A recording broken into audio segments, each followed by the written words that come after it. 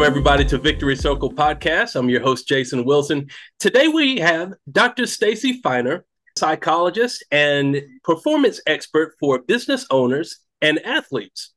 So how did you get into psychology? Well, that's a good question. I mean, three answers maybe. Like I was born, I think, oriented towards understanding people's emotions, wanting to understand the human condition and wanting to improve the human condition. I think I liked the studying of it and the learning. And then I discovered I was good at it. And so you always want to do what you're good at. Your strength is working with business owners and also athletes, but which one do you prefer? Yeah, I've learned a lot from both business owners and athletes. And actually, I see them as more similar than dissimilar. I would say one way is that athletes don't give themselves maybe enough credit in terms of being owners of businesses when they're active in their sport. They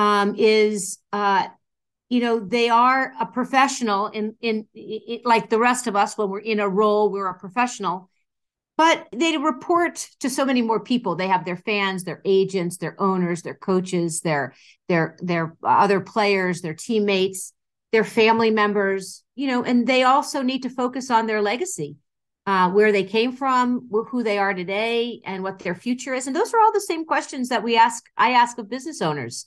So I think athletes don't necessarily become the rightful owners of their ecosystem when they're active.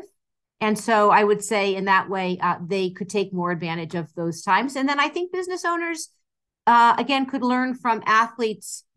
It is a sport in that you have to be competitive at the highest level, not just to win a Super Bowl or, a series, but, to be profitable and to be sustainable for your employees and for the community.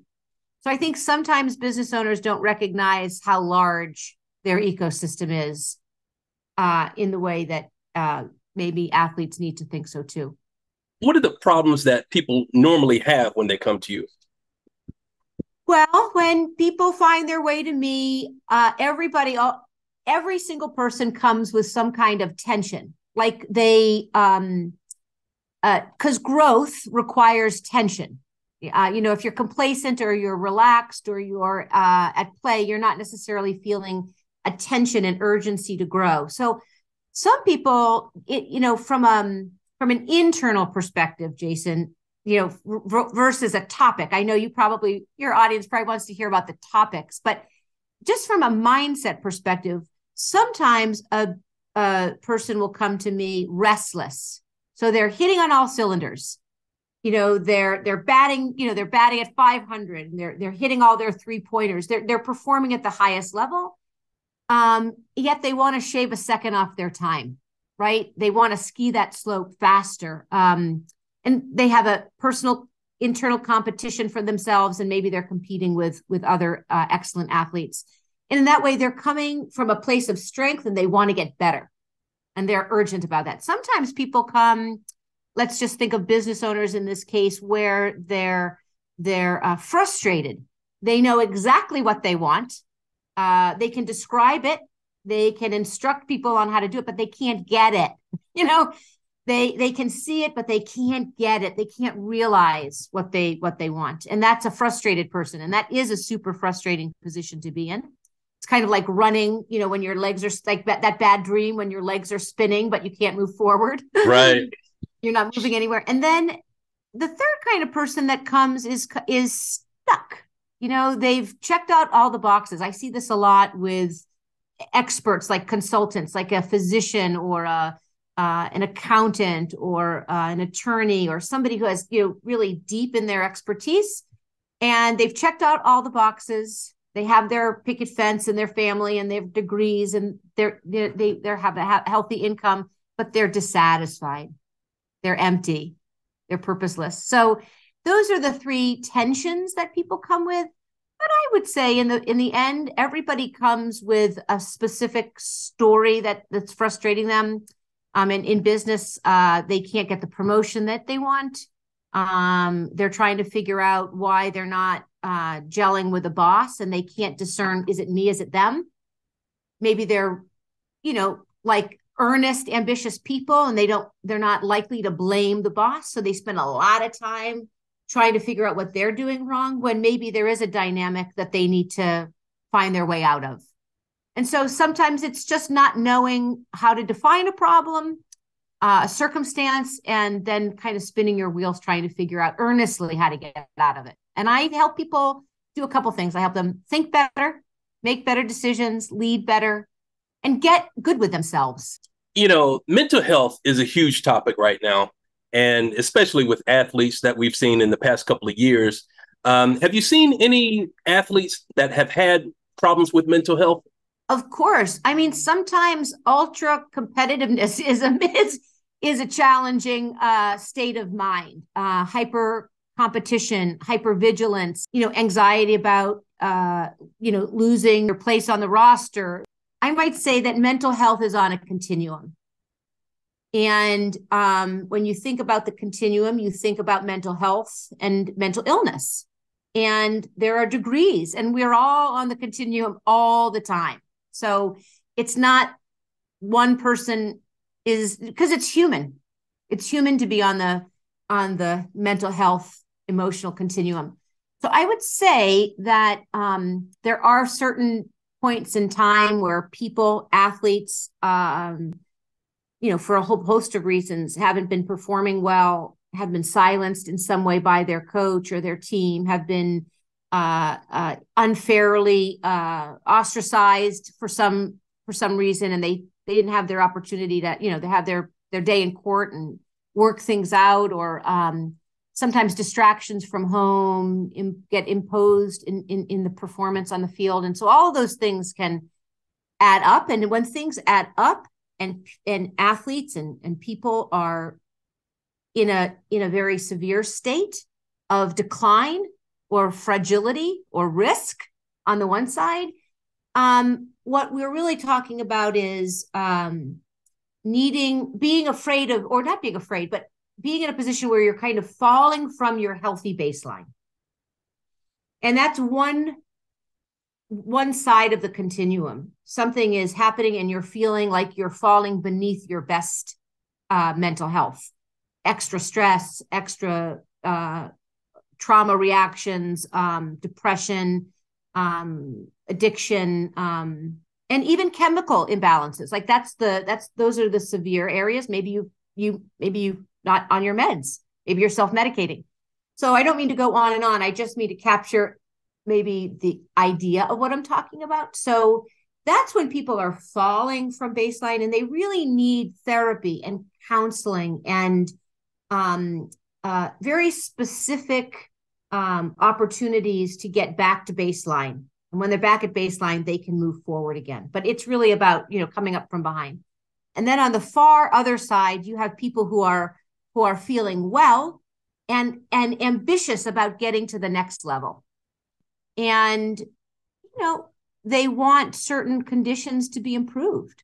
And so I can imagine when you start seeing the world a little bit more clearly and your place in it, you might get agitated and have bigger expectations, or be disappointed that your expectations aren't being met. So, I don't want to make light of it at all, but I think that's a good context or a framework to think about. It's not just all of a sudden athletes are, having mental health issues, or, people are awakening. They want a place to talk about their feelings, and we should. Yes, absolutely. And, that's one of the biggest problems for athletes, is just having someone to talk to sometimes. But, when you add the problem of social media, let's say that you're an athlete and you had a terrible game and, it cost you the season. You get such an influx of negative comments and, all kinds of things thrown at you on social media that may cause you depression, anxiety, or maybe even suicidal ideation. What do you suggest for an athlete in that position? Well, I think we know a couple things. I think we know that social media is very difficult to not pay attention to. But if you ever listen to athletes and business owners and leaders and entrepreneurs and spiritual leaders, when people are talking about how to live their best life, most of them are turning off their social media. Like there's a theme that pursuing health would be to turn off social media. So the act of participating in social media is participating in the problem for yourself, right? So I would say a simple answer is to turn off your social media and insulate yourself from negative energy, from negative people. And also, I think the flip side of that is when you say athletes don't feel they have a place to turn or anybody to talk to, which it would be hard to talk to your coach. You don't want to be vulnerable or fragile to your coach. They're the ones who putting you on the lineup. You don't want to be vulnerable to or fragile. Vulnerability might be okay, but you don't want to be exposed or fragile in the face of your teammates because they count on you to make a play. Be their 6 o'clock, their fencemen, their whatever. They don't have maybe their agent to talk to. Though I would say that sometimes that is a place where athletes feel as though they can talk about, get me this resource. I need this resource. I need this kind of help, or maybe the agent is saying, you need this kind of resource. You need this kind of help. So maybe they're touching on some issues. That's probably where it might happen. And I would say, and this is a bigger point, is connection, emotional connection with family, with friends. I think in season you forget, you don't have any time, you don't have it just in season, you're not going to be connecting with people outside. And even if you do, I don't know that it feels like enough sometimes. And then sometimes off season, you're longing for season, right? You don't have enough to do. And there's this sense of longing for your sport. So I think that relationships and developing healthy relationships. Remember, when you're a great athlete, you're focusing 80% or 110% of your time and energy on perfecting your sport. You're not, and that causes you to kind of atrophy in relationships outside of your sport.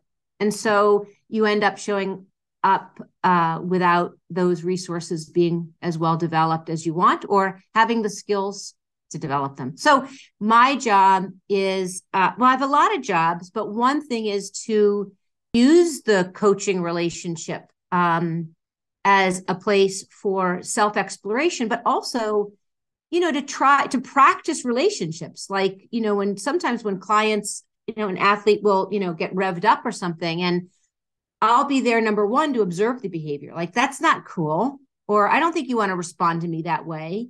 Or or I get it. I said something that upset you. You could correct me. I'm on your side. Like I could stand corrected. Let me show you what it looks like when somebody is willing to stand corrected. Athletes can do a lot of experimenting, who they want to be and how they want to be and what kind of man they want to be and woman they want to be. So, I always feel the privilege of being on that journey with people. That's great that you're not just always in the coaching role, but you take the time to develop the relationship with the client. That's great. Yes, absolutely. I help people have emotional connections with people, teach them how to be in emotional relationships, because that's what nurtures our soul. That's what makes us feel like we're healthy, is good relationships. Yes. So relationships can be a big reason why we feel not well. Absolutely. And speaking of that, Dr. Feiner, have you had any issues with mental health along your journey? Oh, great question. I feel I've always been tortured by ambition. Now, that might sound trite and like I'm copping out. I don't feel like I am. I think it's been, sometimes heartbreaking and sometimes gut wrenching. Sometimes we play tricks on ourselves. I think the one thing that there are two things that remind me to keep going. Well, probably three. One is I wouldn't know how not to. I just wouldn't. There are people dependent on me, and I don't see myself as not pursuing. So that's how I see myself. So thank goodness for that, because I think that keeps me afloat when other emotions, you know, become negative emotions become strong in me. But I have friends who say, so it's the irony of the shoemakers kids always need shoes. So here I am proselytizing and telling everybody they need coaching. And sometimes it's, the thing that it's hard for me to get, though I always have a coach, is when I share that I feel insecure.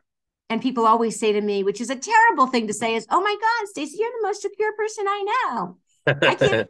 And then they completely dismiss my experience, and then I have to close up again. So when people try to reassure me that I can't be an insecure person, and they shut that down, then I have to keep up a persona, and that's hard.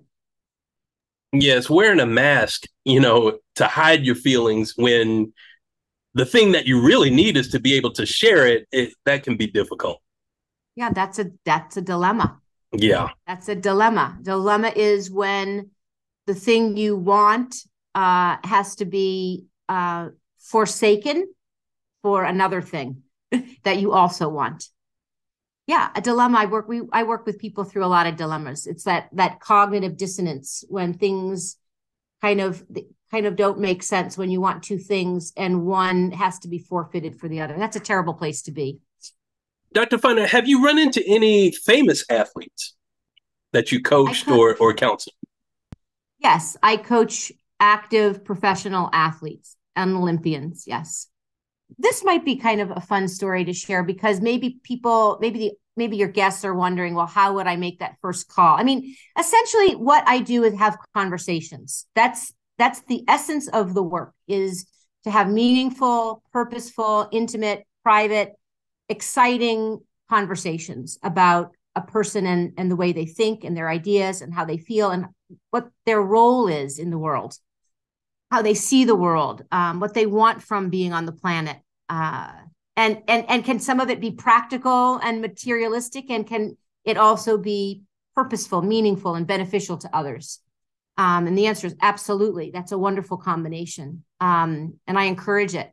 So one story is, at the very early onset of the pandemic, an athlete's mother, a quarterback's mother, had a friend who had a friend who had a friend who knew me. And that person told that mother to tell the athlete to call me and just tell him to tell Stacy that he is in a funk.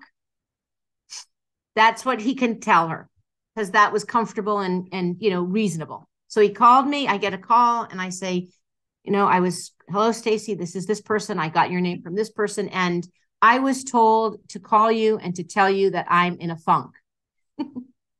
So I'm curious, and of course I'm chomping at the bit. I love my work. I'm eager and ambitious about it, and I'm very forward and I lean into it. Actually, one person said that I start off in fast gear, but in turbocharge, but I downshift. I eventually downshift. So prepare for that, right? Prepare for the fast and then the downshift. And so we were on the phone for a little while, and I was a little bit anxious because I didn't want to blow it. And I think he was probably anxious because he didn't know what to expect, and he wanted help, and he didn't know if he would, he was worried about not being able to get help. And anyway, we meandered our way through the conversation. And finally, I remember, I felt really good about this. And I said, Joe, what if we made this comparison? What if I asked you, how is a funk like being in a slump? Like, maybe there are similarities. So you tell me about what's it like to be in a slump, and I'll tell you what it's like to be in a funk. And let's just see if we can make that connection, and use what you've used in the past to find your way out of a slump or a funk. And anyway, that loosened up the conversation. There we are, kind of comparing ideas first. rather than going, right for the feelings that are so hard to articulate. And it was fun. We explored ideas and words. And one part of the conversation was, if you're healing, is healing health? If you're in the process of healing, can you say that you're healthy? Is that the same as health? And we agreed that in this case, that it was, that healing requires white blood cells and healing requires these kinds of things in your body in order to heal and heal a wound or an injury or disappointment. And those things are healthy. And so those are the kinds of things we think about. I could tell you one other.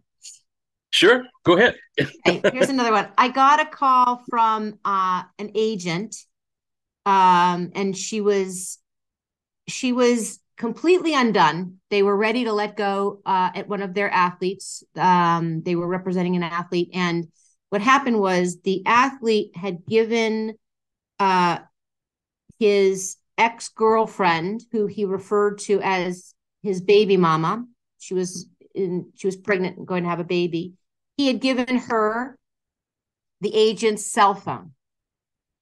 And so the woman, the soon-to-be mother of this athlete's child, kept calling the agent, insisting that she make the player show up to the hospital when she was in labor. And so, I had there were 6 or 8 weeks. And the agent said, you got to figure this out with him, make him figure it out, or, we're going to be done with him. So, in 3 calls, it went like this. First, we argued, the client called and he said, yeah, or I called him because that was how we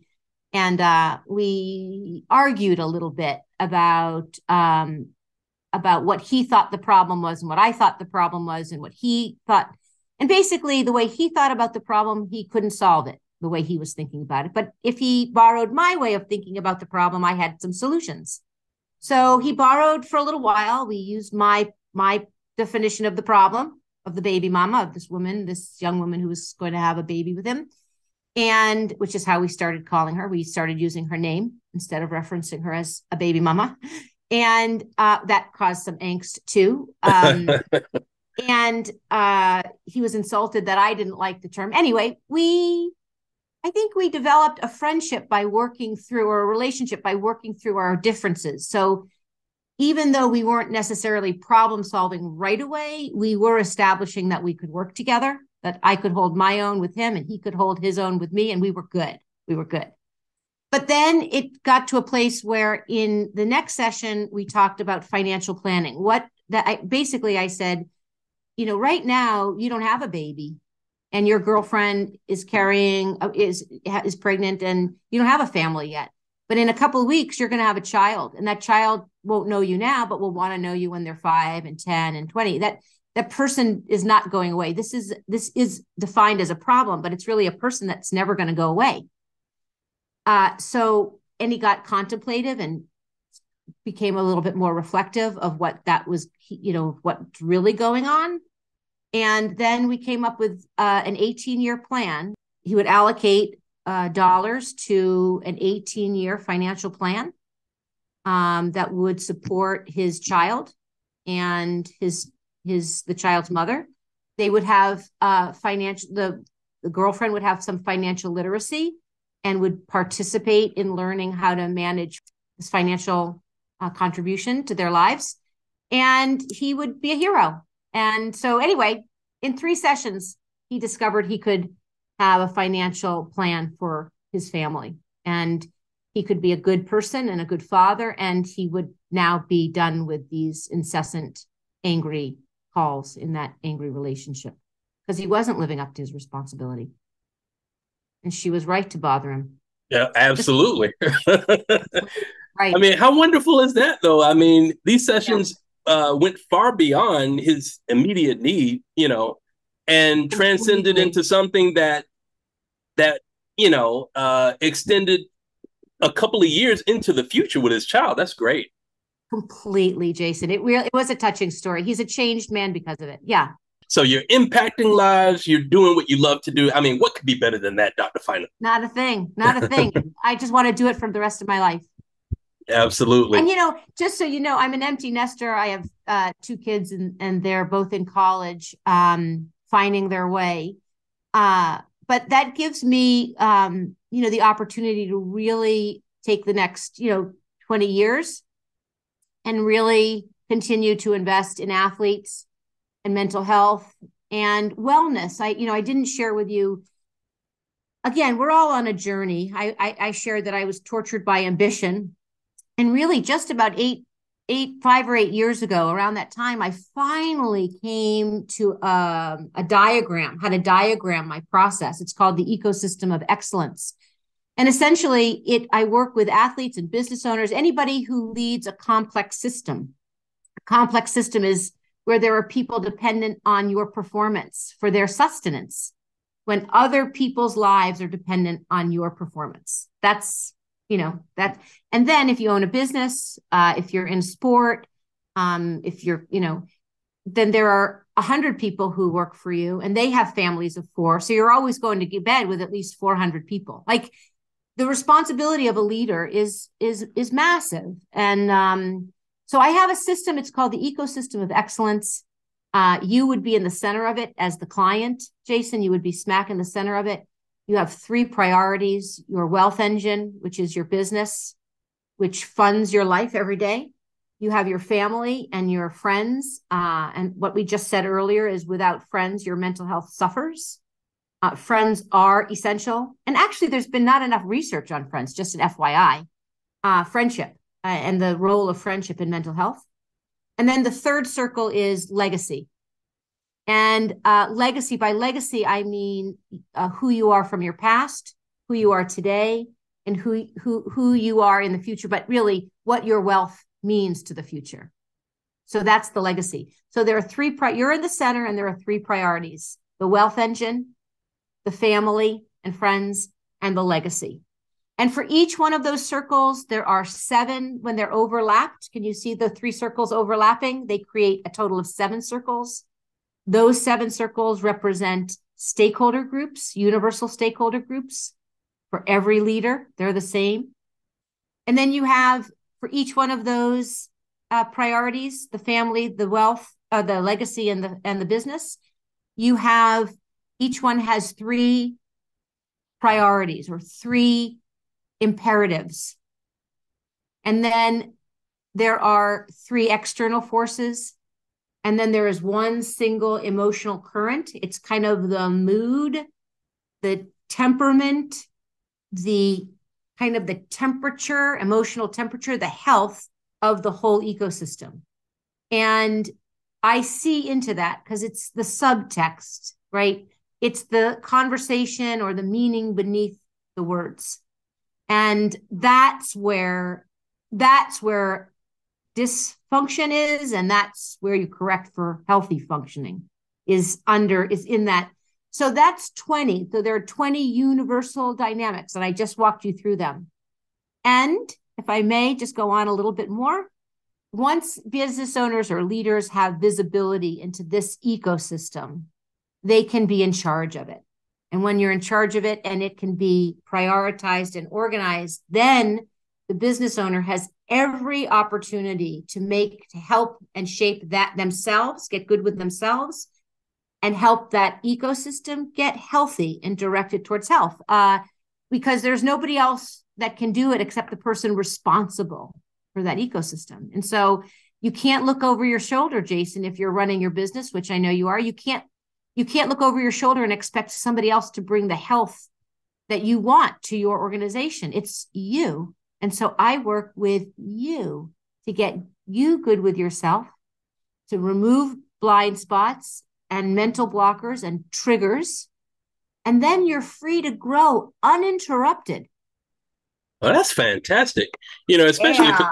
yeah, it is. Especially for somebody like me that, may be starting out as a one-man show. I mean, you've got so much responsibility, and you can't shirk it off to somebody else and expect them to run your business for you. So what you're doing, in essence, is empowering people to be in charge. I mean, that's phenomenal.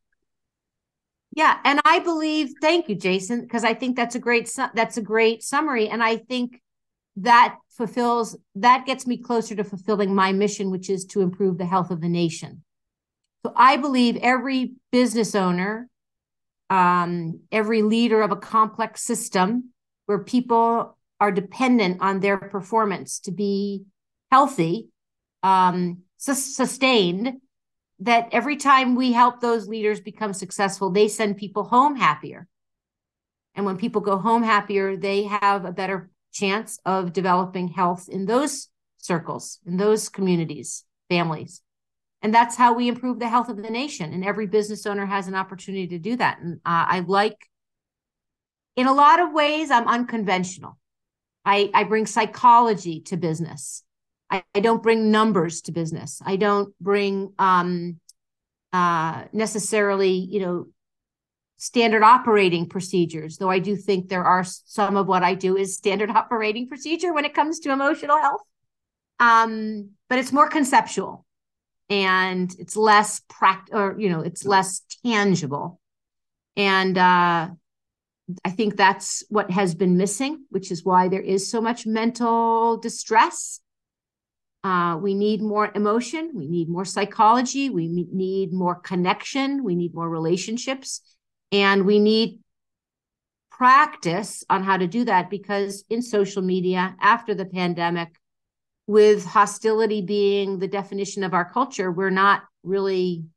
most of us don't really know how to be open enough to have really healthy relationships. So a lot of it is, kind of bringing the relationship tools.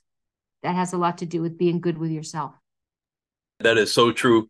Dr. Feiner, what you do is a blessing. Thank you so much for being on our show. How can people find you on social media? Well, I'm on LinkedIn. So let me just, I don't know if my name comes up, Stacy Feiner. StacyFeiner.com is my website. And you will see there that I work with a number of different kinds of people and leaders. You can find articles. You can find case studies. So examples of people who have gone through the program and just the philosophy that I bring. So it's www.stacyfeiner.com. People can certainly call me at 216-315-3155. And my email is on the blink right now. I'm not confident that I'm confident that I'll get it back, but I don't have it back. So let me provide you with a second email, which is stacy.feiner@gmail.com. Wonderful. Thank you so much, Dr. Feiner. Ladies and gentlemen, contact Stacy. She's open and available for you right now. Thank you so much, Stacy. Talk to you soon. Jason, I appreciate it. I'll talk to you soon. Thanks so much. You're welcome. Bye-bye. Thank you for watching Victory Circle Podcast. Please subscribe to our YouTube channel.